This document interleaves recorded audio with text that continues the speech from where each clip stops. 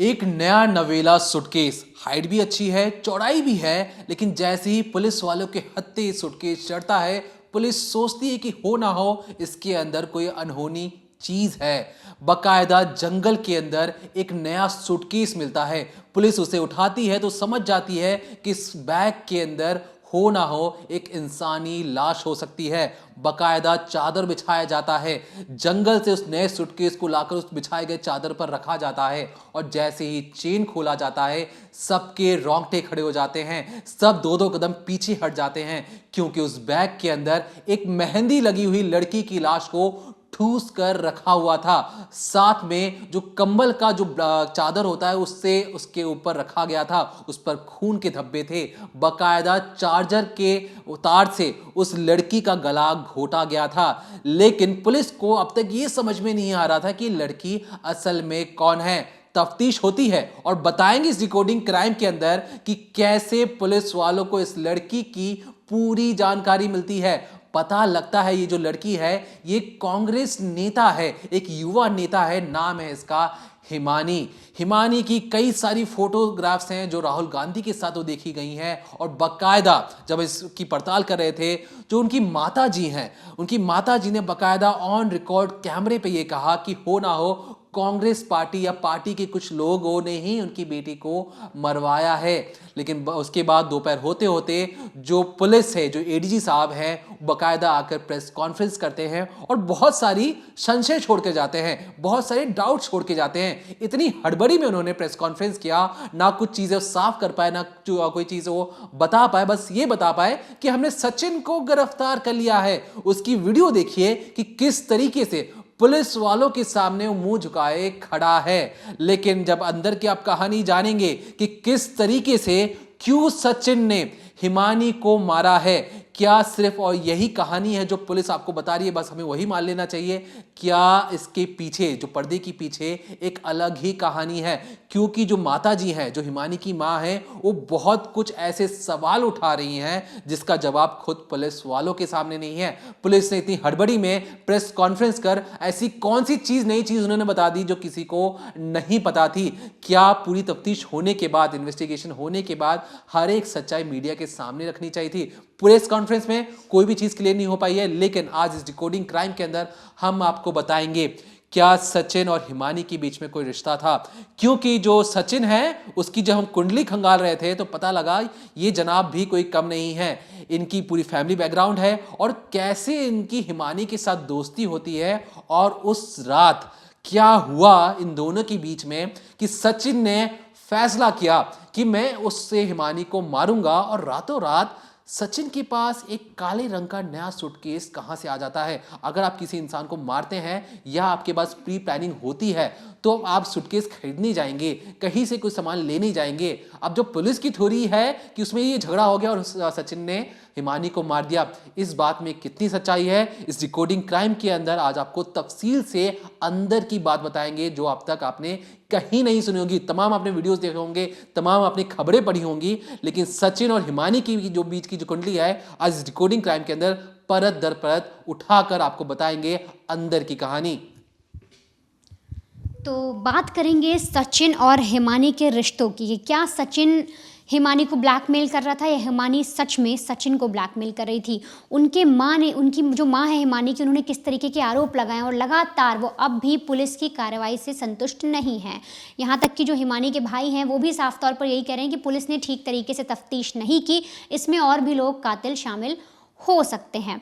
लेकिन उससे पहले आपको पूरी वारदात समझनी होगी कि आखिर ये हुई क्यों, इसके पीछे का कारण क्या था, मोटिव क्या था और कैसे जो माँ है वो एक छोटी सी गलती समझिए, यूँ कहिए कि वो अपनी बेटी को छोड़कर जब अपने बेटे के पास जाती हैं और तभी उनकी बेटी का कत्ल हो जाता है।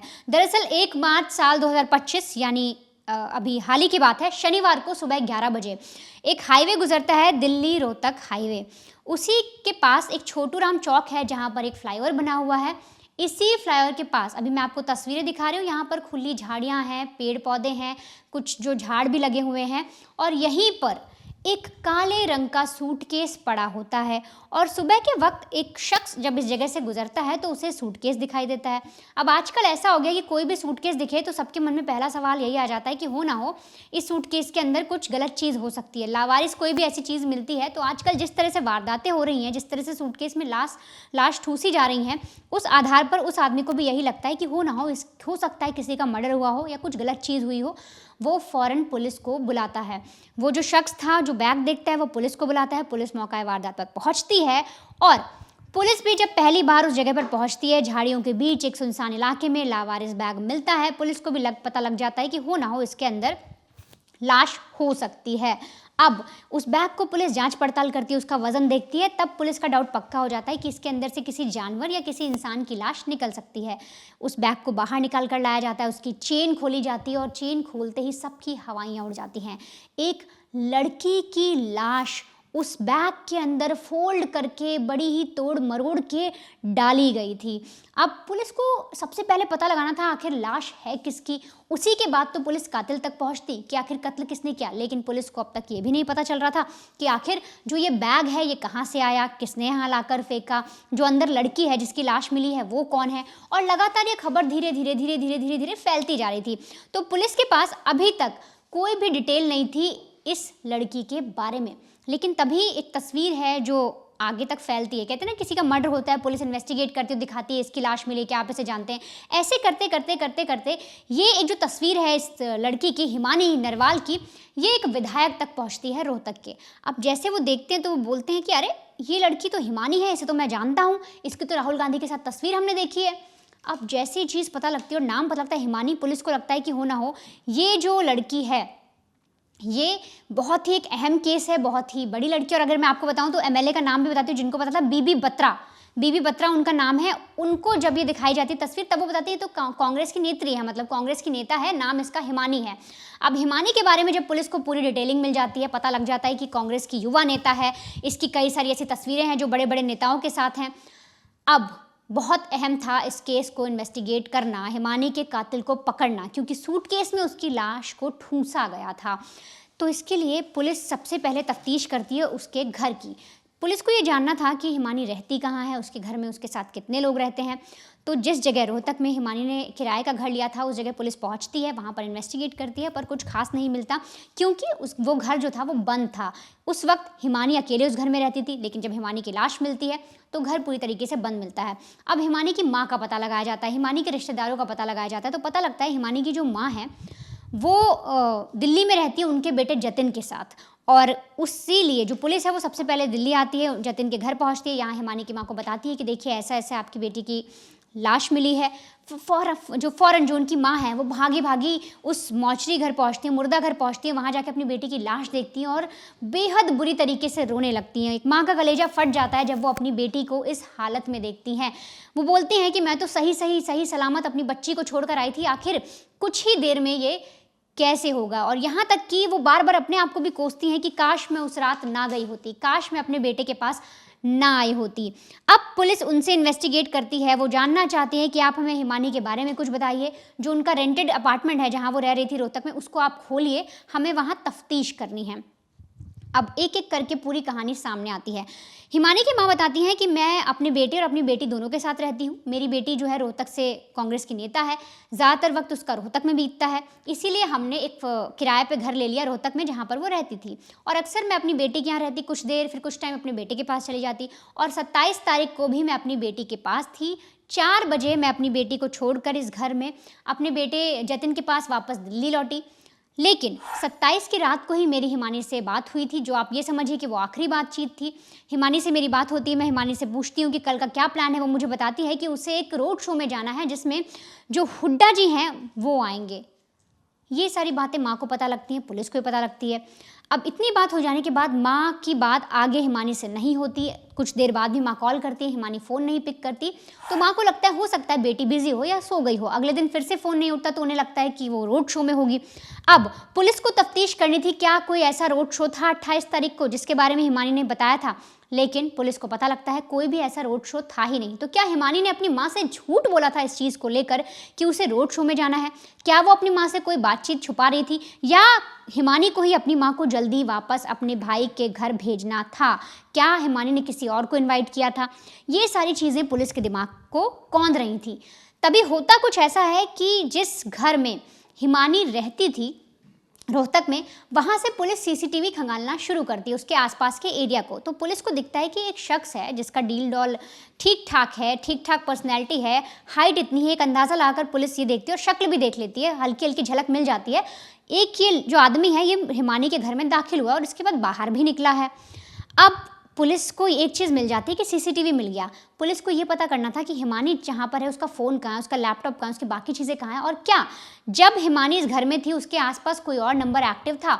तो सबसे पहले जो पुलिस है वो हिमानी का नंबर निकालती है, उसकी जो डिटेल है वो ट्रैक करती है, पता लगाती है वो किस किस नंबर पर बात करती थी, और जिस दिन 27 तारीख को जब माँ चली गई तो हिमानी ने किससे बात की। पुलिस पता लगाती है तो एक नंबर मिलता है। उस नंबर को जब ट्रेस किया जाता है तो पता लगता है कि 27 से लेकर 1 मार्च की सुबह तक वो जो नंबर है वो हिमानी के घर पर ही एक्टिव था। मतलब वो नंबर हिमानी के घर पर मिला। पुलिस को पक्का हो जाता है कि हाँ, हो ना हो 1 मार्च यानी जिस दिन हमें लाश मिली 11 बजे, उससे पहले तक ये नंबर घर पर एक्टिव था, तो कातिल यही है, प्लस हमें चेहरा मिल गया है। अब इसी आधार पर पुलिस लगातार हर कहीं छानबीन करती है, हर कहीं पता लगाती है, तो एक लड़के का नाम सामने आता है, सचिन। और सचिन को पुलिस कड़ी मशक्कत के बाद पकड़ भी लेती है। अब सचिन को पकड़ने के बाद कई सारे राज बाहर आते हैं और सचिन कबूलता है कि उसने हिमानी का कत्ल किया है। लेकिन आखिर सचिन है कौन? तो जो सचिन है वो बहादुरगढ़ का रहने वाला है, और इसकी मतलब कुछ लोगों का कहना है, जो मीडिया रिपोर्ट्स है, कि नांगलोई में इसकी मोबाइल की शॉप है, कुछ लोगों का कहना है कि झज्जर में इसकी मोबाइल की शॉप है। फिलहाल पुलिस को इस पर अभी पूरी जांच पड़ताल करनी है कि ये क्या बिजनेस करता था। लेकिन आज से 10 साल पहले ज्योति नाम की एक लड़की के साथ इसकी लव मैरिज हुई थी, इसके 2 बच्चे भी हैं। लेकिन जिस रोज़ इसने हिमानी का कत्ल किया उस रोज़ इसकी बीवी और बच्चे मायके गए हुए थे। अब जब सचिन से सारी डिटेल मांगी जाती है, उससे पूछा जाता है, तो पुलिस के सामने वो कुछ अलग अलग चीज़ें बताता है। वो पुलिस से कहता है कि वो मेरी गर्लफ्रेंड थी, कभी कहता है मुझे ब्लैकमेल कर रही थी। पुलिस कड़ाई से पूछताछ करती है तो बहुत सारी और भी चीज़ें निकल कर आती हैं। सचिन पुलिस को बताता है कि हिमानी मेरी दोस्त थी, हम दोनों सोशल मीडिया के जरिए मिले थे, लगातार हम कॉन्टैक्ट्स में रहते थे, हम हमेशा बाहर घूमने जाते थे। अचानक 27 तारीख को जब हिमानी की माँ इनके घर से जाती हैं तो मैं रात को उनके घर पहुंचता हूं, हम लोग खाना पानी खाते पीते हैं। अचानक से हिमानी मुझ पर गुस्सा करती है, मेरी और उसकी लड़ाई होती है। मुझे इतना गुस्सा आता है कि मैं हिमानी का गला दबा देता हूँ। जो सचिन है वो बताता है कि उसने मोबाइल के चार्जर से गला दबाया। लेकिन अभी फिलहाल पुलिस की इन्वेस्टिगेशन में एक चादर की बात भी सामने आ रही है। खुलकर पूरी चीज़ें पुलिस ने अभी इस केस में नहीं बताई हैं। तो सचिन ने जो कबूलनामा किया उसके आधार पर वो चार्जर के ज़रिए हिमानी का गला दबाता है। उन दोनों में हाथापाई होती है, जिसकी वजह से जो खून के छींटे हैं वो भी एक रज़ाई के जो कवर होते हैं उस पर पड़ जाते हैं। क्योंकि हिमानी सचिन को मार रही होती है, सचिन हिमानी को मार रहा होता है, तो सचिन की उंगली में चोट आ जाती है, जिसकी वजह से खून निकलता है और वो खून के छींटे रज़ाई के कवर पर लग जाते हैं। अब इधर जब वो गला दबाता है हिमानी का, तो हिमानी की सांसें रुक जाती हैं। इसके बाद ये बात थी 27 की रात की। अचानक से कत्ल हो गया। सचिन का ऐसा कहना है कि अचानक से जब कत्ल हुआ तो वो डर गया, उसे समझ नहीं आया कि वो क्या करे। तो फ़ौरन वो सामान लेता है, हिमानी का लैपटॉप लेता है, उसके बाकी ऐसे डिटेल्स जिससे पुलिस को डिटेल मिल पाए, वो सारे जो डॉक्यूमेंट्स हैं, वो सारी जो चीज़ें होती हैं, वो सब चीज़ें ले लेता है, लैपटॉप, फ़ोन या और भी कुछ ऐसी चीज़ें वो ले जाकर अपने झज्जर वाले मोबाइल शॉप में वहाँ रखता है। वो सोचता है कि इनमें से सारा डेटा हटाएगा, कुछ ऐसी चीज़ें करेगा ताकि फिंगरप्रिंट्स ना मिले, बहुत कुछ सोचता है। फिर रात भर अपने शॉप में रहता है। अगले दिन फिर आता है, लाश के साथ रहता है और फिर सोचता है कि अब क्या किया जाए। तभी उसकी नज़र पड़ती है उसी घर में रखे काले सूटकेस पर। वो काला सूटकेस हिमानी ने खुद ही कुछ दिन पहले ख़रीदा था। जो उस लड़की ने खुद सूटकेस खरीदा, अब उसी में उसकी लाश को पैक करने जा रहा था कातिल सचिन। अब सचिन को दिख जाता है सूटकेस है, वो उस लड़की की लाश को उठाता है हिमानी की, उसमें पैक करता है। साथ ही साथ उसे रज़ाई पर दिखते हैं कि खून के छींटे हैं कवर पर, तो वो उस कवर को भी निकालता है और उसे भी उस सूटकेस के अंदर रखता है और फिर एक ऑटो बुक करके वहाँ से निकलता है। ये सारी जो फुटेज है वो पुलिस को मिली हुई है। अब निकलने के बाद वो हाईवे के रास्ते जाता है, क्योंकि उसने ये सोचा कि अगर मैं ऑटो में बैठकर जा रहा हूँ हाईवे के रास्ते, मेरे पास बड़ा बैग है, तो अक्सर लोग बड़े बैग के साथ ट्रैवल करते हैं, कोई शक नहीं करेगा। अब ऑटो से आधा रास्ता कवर करने के बाद जब उसे छोटू राम चौक मिलता है, जब वो देखता है कि यहाँ पर सुनसान है, झाड़ियाँ हैं, यहाँ मैं उतर सकता हूँ, वहाँ वो ऑटो से उतरता है, बैग को उतारता है।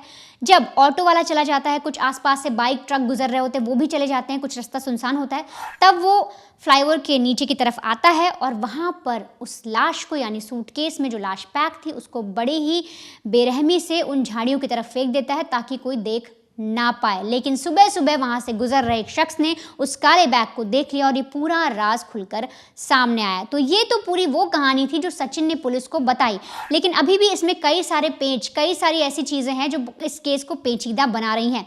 जैसे कि लगातार जो माँ है वो तमाम तरीके के आरोप लगा रही हैं, वो अभी भी कह रही हैं कि कुछ और लोग शामिल हैं, कुछ और लोग भी कातिल हो सकते हैं, वो पुलिस की इन्वेस्टिगेशन से खुश नहीं है। अब आप एक एक करके वो सारी चीज़ें भी समझिए कि आखिर जो पीड़ित पक्ष है वो इस पूरे मैटर पर क्या कह रहा है। देखिए, जो हिमानी के परिवार वाले हैं वो कई तरीके से दावा कर रहे हैं। हम बाकायदा कोशिश करेंगे कि आपको हिमानी की माता जी का उस बाइट को भी सुनाएं जिसमें वो कई सारे जो सवाल खड़े कर रही हैं।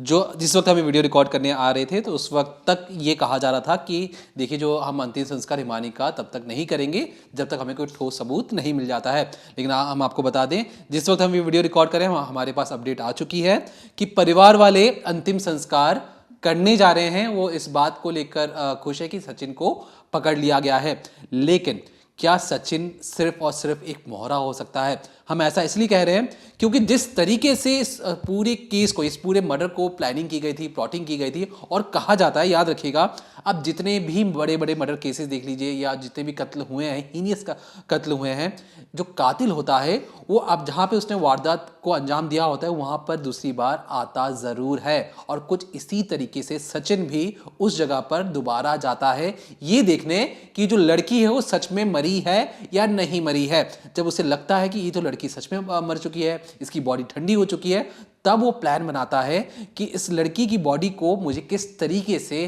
तोड़ मड़ोड़ कर सूटकेस के अंदर पैक करना है। सोचिए, एक लाश, एक पूरी लड़की है, पूरी बॉडी है, बैग में ठूसने के बाद भी इतनी जगह बची थी कि उसने रजाई के कवर को भी उसके अंदर, उसके ऊपर रख दिया और उसके बाद चेन को बंद किया। अब यहां से याद रखिए, एक जो बैग कि जो नॉर्मल वजन होता है, जब आप एयरपोर्ट पे जाते हैं, कहीं पे भी जाते हैं, तो नॉर्मल जो बैग का जो वजन होता है, जब आप पूरा भर देते हैं तो 15 से 16 किलो होता है। लड़की का वजन कम से कम 50 से 55 किलो होगा। उस पर से रजाई का कवर और तमाम जो चीज़ें थी वो उसमें उसने रख दी थी। लगभग 60 से 65 किलो का एक बैग उठाकर आप एक जगह से दूसरी जगह लेके जा रहे हैं। और सचिन की बॉडी भी इतनी ऐसी नहीं है कि वो इतने भारी भरकम बैग को बड़ी आसानी से ठिकाने लगा दे। अब ऐसे में जो सवाल उठता है, जो 4 बड़े सवाल हैं, हम आपको बहुत सारी चीज़ें भी बताएंगे, लेकिन इन 4 सवालों के बाद मैं आपको कोशिश करूंगा कि जो इनकी हिमानी की माता जी हैं वो बाइट सुने जिसमें उन्होंने कई सारे सवाल खड़े किए हैं। लेकिन सबसे पहले बात करते हैं, देखिए, जो सवाल हमारा हिमानी के परिवार से भी है। हिमानी लगभग 3 दिन से लापता थी।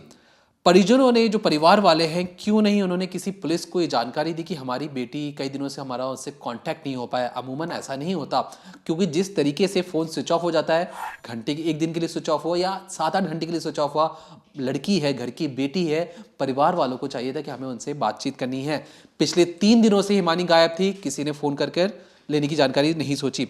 अब आपको मैं कुछ चीज़ें ऐसी बताने वाला हूं जिससे आपको थोड़ा सा लगेगा कि इस केस में प्रॉब्लम क्या है। 14 फरवरी 2025 हिमानी का बर्थडे था। बाकायदा फोटोग्राफ्स हैं, उनको कई लोग विश कर रहे हैं पूरे सोशल मीडिया हैंडल्स पर। दूसरी चीज़, 3 दिन पहले, उनकी मौत से 3 दिन पहले वो एक शादी में जाती हैं, वहाँ पे डांस करती हैं, फिर वहाँ से वो निकल जाती हैं। शादी की जो बातचीत है वो किसके साथ गई, वहाँ शादी से किसके साथ बाहर आई, इसके ऊपर कोई जानकारी नहीं है। लेकिन सोशल मीडिया पर उनके डांस के फोटोज़ और कई सारे फोटोग्राफ्स हैं जहाँ पर दिखाई दे रहा है कि वो शादी अटेंड कर रही हैं। तीसरा, जिस तरीके से वनिता ने बताया कि जो सचिन ने ये कहा कि जो घर पर पहले से ही काले रंग का एक सूटकेस पड़ा हुआ था जो हिमानी लेकर आई थी। अब हिमानी को नए सूटकेस की जरूरत क्यों पड़ गई? क्या वो दिल्ली से रोज अप डाउन कर रही थी? क्योंकि हिमानी है, उसकी लाश को जिस तरीके से बैग में ठूस कर रखा गया है, ये बैग बहुत ही बड़ा बैग है। इतना बड़ा बैग क्या हिमानी को जरूरत था?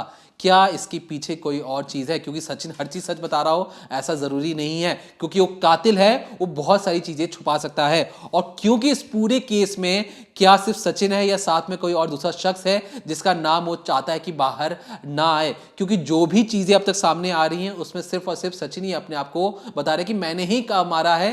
क्योंकि जो पहली जो हमारे पास खबर आई थी, प्रेस कॉन्फ्रेंस में पुलिस ने मना कर दिया है, लेकिन हमारे पास जो जानकारी आई थी हमारे सूत्रों द्वारा, उसमें यह कहा गया था कि जो सचिन है उसने ये कहा है कि हिमानी को उसने कई सारे रुपए दिए थे और बार बार वो उसे रुपए मांगना चाहता था कि भाई मुझे अपने रुपए वापस कर दो। हिमानी रुपए वापस नहीं कर रही थी। साथ ही साथ इस शख्स ने, जो सचिन ने, ये भी दावा किया कि हिमानी उसे ब्लैकमेल करती थी। ये हमारे सूत्रों ने कहा है और इसलिए तंग आकर इनके बीच में झगड़ा हुआ था। अब ये वाली जो बात है, जब प्रेस कॉन्फ्रेंस हमारे रिपोर्टर्स पूछ रहे थे कि सर बताइए ब्लैकमेलिंग वाला केस क्या है, पैसों को लेकर चीजें क्या है, मुथूट फाइनेंस में ये क्यों गया था, तो पुलिस ने कहा देखिए हम इसके बारे में अब अभी कुछ बता नहीं सकते। हाँ, ये जरूर है कि हम पूछताछ कर रहे हैं। अब पुलिसिया तरीके से जब पूछताछ होगी तब जाकर सचिन की चीजें बाहर आएंगी। अब इसमें ये जो चीज थी सचिन के बारे में हमने बताने की कोशिश की, क्यों सचिन, किस तरीके से जो हिमानी और सचिन के बीच का जो रिलेशन था, कहा तो ये भी जा रहा था शुरुआती तौर पे कि देखिए जो सचिन है वो बॉयफ्रेंड है। जब इसके बारे में पुलिस से पूछा गया तो पुलिस ने कहा हम इसके बारे में कोई पुख्ता जानकारी तो नहीं करना चाहते, लेकिन सचिन 2 बच्चों का बाप है, उसकी शादी 10 साल पहले एक लव मैरिज के जरिए हुई थी। ये बात उन्होंने अपने प्रेस कॉन्फ्रेंस में बताई है। लेकिन हिमानी के साथ क्या रिलेशन था, इस पर पुलिस साहब ने चुप्पी साध ली। लेकिन अंदर खाने ये भी बात है कि दोनों रिलेशन में थे और अक्सर इनके बीच में एक दूसरे के घर पर रुका करते थे। लेकिन इधर जो माता जी हैं उन्होंने कई सारे सवाल खड़े किए हैं। पहले माता जी का एक आप पूरा बाइट सुनिए जिसपे वो कई सारे सवाल खड़े कर रही हैं उन तमाम लोगों पर और कांग्रेस पार्टी के ऊपर भी। पार्टी के लिए मेरी बेटी ने अपनी जान तक दांव पे लगा दिया। जान जाति दुश्मनी हर वक्त उनके साथ रहती थी। क्योंकि मेरी बेटी दीपेंद्र हुड्डा, मेरी बेटी राहुल ने गांधी के मतलब साथ 10 साल से अपनी पढ़ाई को भी मतलब साइड में रख के घर की तरफ ना ध्यान देते, सिर्फ इलेक्शन के पीछे, और सिर्फ यही इलेक्शन और पार्टी मेरी बेटी की जान लेगी, क्योंकि उसकी दुश्मनी उसी के कारण बनी है। मैं हुड्डा साहब से यही चाहती हूँ कि मेरी बेटी को, ये पार्टी के भी हो सकते हैं, दोस्त भी हो सकते हैं, आईडी नहीं चेक पार्टी के भी हो सकते हैं। कभी आपकी बेटी ने बताया आपको कि कोई ऐसा कुछ नहीं था। पार्टी सिर्फ मेरी बेटी का ये था कि पार्टी के कारण उसकी मतलब अब रंजिश हो रही थी, क्योंकि ये चाहते थे भी ये इतनी छोटी उम्र में हमारे से आगे कैसे बढ़ गई। बहुत लोगों से मतलब कहाँ जा रही थी वो? एक दिन पहले कहाँ गई थी वो? हाँ जी, कहाँ गई थी वो एक दिन पहले? एक दिन पहले वो कहीं नहीं गई। एक दिन पहले वो घर पे ही थी। 28 तारीख को भी वो घर पे ही थी दोपहर तक। हाँ। वो कहीं नहीं गई, वो जाने का मौका ही नहीं मिला। तो सुना आपने कि जो माता जी हैं वो कई सारी चीजें कह रही है। वो उनका कहना है कि जो बेटी है, बहुत लंबा वीडियो था तो हमने आपको छोटा सा अंश सुनाया उनकी बाइट का। उनका कहना है कि जो बेटी है वो पार्टी छोड़ना चाहती थी। चुनाव के बाद नाराज थी कि जिस तरीके से कांग्रेस पार्टी का काम हो रहा है उससे वो खफा थी। हम डिटेलिंग में नहीं जाना नहीं चाहते। और क्योंकि जिस तरीके से कुछ सालों पहले उनके पिता की मौत हो चुकी थी, बड़े भाई की भी मौत हो चुकी थी, अपने छोटे भाई के साथ बीएसएफ कैंप में वो रहती भी थी। और इसी के बाद उन्होंने बेटी के चुनाव के लिए रोहतक में घर भी ले लिया। लेकिन अंदर खाने ये भी बात है, क्या हिमानी कांग्रेस पार्टी छोड़ना चाहती थी? हम आगे क्यों क्या चीजें कह रहे हैं आपको आगे समझाएंगे। अच्छा, जिस तरीके से मैंने आपको बताया कि फोन बंद था, 27 फरवरी की बात हुई और 28 फरवरी को मोबाइल फोन बंद हो जाता है। अब लगभग अपने परिवार, ये आप किसी अपने परिवार वालों से अपनी बेटी से बातचीत नहीं कर पा रहे हो, बेटी कहीं बाहर रह रही है, एक माँ का मन मचल देना चाहिए कि मेरी बेटी मुझसे बात क्यों नहीं करी, क्या हो गया, क्या बेटी के आसपास कोई और दोस्त नहीं था, बेटी जहाँ रहती है क्या उनके आस पड़ोस में कोई ऐसे लोग नहीं थे जिसका नंबर उनकी माता जी के पास हो? इस पर भी संशय है। अब दूसरा, हिमानी ने, देखिए जो इस दुनिया को छोड़ के चले जाते हैं उनके खिलाफ हमें बोलना नहीं चाहिए, लेकिन हिमानी ने कहा कि हुड्डा जी के रोड शो में वो उनका सम्मिलित होने के लिए जा रही हैं। लेकिन पता ये लगता है कि हुड्डा जी का तो कोई रोड शो था ही नहीं। तो हिमानी ने अपनी माँ से झूठ क्यों बोला? क्या इसके पीछे कोई अलग कहानी थी, या हिमानी को किसी ने कहा था कि आपको हुड्डा जी के रोड शो में काम करने के लिए आना है, आप आ जाइए? क्योंकि जो माता जी हैं उनका ये कहना है कि कुछ लोग अब उनकी बेटी को राजनीतिक दलदल में फंसाना चाहते थे और इसलिए बेटी उन दलदल में फंसती हुई जा रही थी और इसलिए कहीं ना कहीं वो बाहर आना चाहती थी। ये कुछ ऐसे सवाल हैं जो चुभने वाले सवाल हैं, क्योंकि सचिन बस एक मोहरा हो सकता है। क्या सचिन जिस तरीके से उसने प्लानिंग और प्लॉटिंग के साथ चुन्नी से गला घोट देना, चार्जर से गला घोट देना, जब उनके बीच में झगड़ा हो रहा होगा तो क्या चीखने चिल्लाने की आवाज आस पड़ोस में नहीं गई होगी? क्या किसी आस पड़ोस में किसी ने उनकी आवाज नहीं सुनी होगी? क्योंकि सचिन का कहना है कि देर रात उसने सारा काम किया, अगले दिन वो आता है, अगले दिन भी अगर कोई लड़की बाहर नहीं आ रही है और सचिन का आना जाना लगा रहता है, क्या किसी ने सवाल उठाने की जरूरत नहीं की? जब वो उस घर से बैग लेके बाहर जा रहा था, आस पड़ोस के लोगों ने नहीं पूछा कि अरे हिमानी जी कहाँ हैं, आजकल तो दिख नहीं रही है, कांग्रेस की युवा नेता है, फोटो फोटोग्राफ है राहुल गांधी जी के साथ, कश्मीर से लेकर कन्याकुमारी तक वो कई जगह पर राहुल गांधी के साथ चल रही हैं, तो आस पड़ोस के लोगों ने ये नहीं पूछा होगा, अरे सचिन तुम बैग लेके जा रहे हो हिमानी के घर से, हिमानी मैडम कहाँ हैं? लेकिन किसी ने क्यों नहीं पूछा? क्या इसके पीछे कोई अलग कहानी है जो अब तक चाहकर भी बाहर नहीं आ पा रही है? पर्दा कुछ इस तरीके से डाला जा रहा है कि हम चाहकर भी उस पर्दे को हटा नहीं पा रहे हैं, क्योंकि सिर्फ सचिन पर सवाल इसलिए क्योंकि सचिन जिस तरीके से चीजें बता रहा है, पुलिस जिस तरीके से कहानी बता रही है, बिल्कुल एक परफेक्ट क्राइम, एक होता हुआ सीक्वेंस बैठता हुआ जा रहा है। पहले ये किया, पहले दूसरा ये किया, तीसरा ये किया, चौथे में बॉडी मिल जाती है और पांचवा सचिन गांव से पकड़ा जाता है क्योंकि उसका फोन का लोकेशन मिल गया था। लेकिन कुछ ऐसे सवाल जो मां उठा रही है, कुछ ऐसे सवाल जो आस पड़ोस के लोगों को पता होना चाहिए था, क्यों क्या इस सवालों पर पुलिस को गौर करना चाहिए? क्योंकि कहीं ऐसा ना हो कि कोई बड़ी मछली हो इस पूरे मामले को दबाना चाहती हो और सचिन एक छोटी मछली की तरह बस पकड़ में आकर पुलिस दिखा रही हो कि देखो हमने तो इस पूरे केस को दूध का दूध और पानी का पानी कर दिया है। फिलहाल इस पूरे मामले पर हमारी पैनी नजर होगी और हम कोशिश करेंगे कि इसकी तह तक जाए और पता लगाने की कोशिश करें कि क्या हिमानी का असली कातिल सिर्फ सचिन ही है या कोई इसके पीछे ऐसा बड़ा चेहरा है जो चाहता है कि उसका चेहरा सामने ना आए।